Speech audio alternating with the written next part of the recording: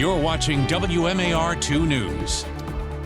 I'm Randall Newsom here with your WMAR-2 News update. Well, today is primary day and polls are open until 8 o'clock tonight. There are several competitive primaries on the state and local levels, including the Democratic nomination for Senate, the Maryland 3rd and 6th congressional districts, and the Democratic nomination for Baltimore City Mayor. Mail-in ballots must be postmarked by today or placed in a ballot drop box. About 12% of eligible voters in Maryland have already cast their ballots, either through a mail-in or during early voting. You can see profiles of the candidates in those close races at WMAR2news.com/AmericaVotes. Well, a huge chunk of the Key Bridge debris is now off the Dali container ship. It's a major step forward in reopening the port of Baltimore. While that controlled demolition happened, the 21-person crew was still on board. Officials said their safety was paramount. The crew was below the deck and fire crews were on standby just in case. The next step is to refloat the Dali and get things back to normal at the port. And port workers are looking forward to when that day gets here. Since the collapse, they've had a hard time making ends meet. Scott Cowan is the International Longshoremen Association president. Once the Dali is moved, then business should be back up and running.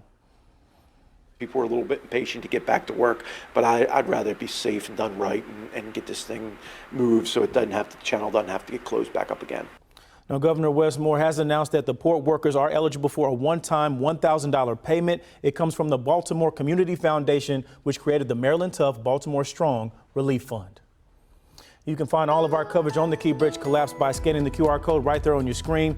There are tributes to 6 construction workers who were killed on that day, and you can look at body-worn camera footage from the night of the tragedy.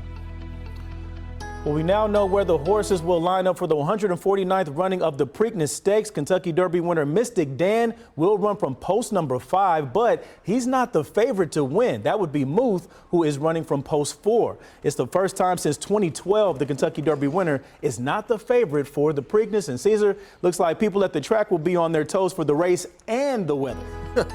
Randall, exactly. We are expecting to see that we do have the possibility of some rain showers, but we also have them going into today. So you'll expect to see temperatures getting back into those mid-70s. Still a few rain showers towards the afternoon and evening time frame. May even hear a few rumbles of thunder. Luckily, we're not expecting any severe weather, just general thunderstorms out there. And this will continue into parts of our Wednesday, where you'll notice temperatures take a little bit of a tumble back into the low 70s. But as we dry on out for Thursday and Friday, temperatures are back into the mid to even upper 70s before we see a chance of some afternoon showers still possible for Saturday, but still some time where this could clear up. And then we start to dry on out as we finish up the weekend. Randall? All right, thank you, Caesar. All right, guys, stay with WMAR2news.com for updates throughout the day and for news and weather while you're on the go.